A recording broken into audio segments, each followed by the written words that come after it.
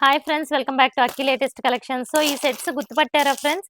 ఇప్పుడు ఇవన్నీ నేను ప్రీ బుకింగ్లో వేయాలి. యాక్చువల్గా నేను ఫస్ట్ 10 సెట్స్ ఇలాంటివి 10 సెట్స్ వచ్చినప్పుడు నేను షార్ట్ వీడియో చేశాను అనమాట.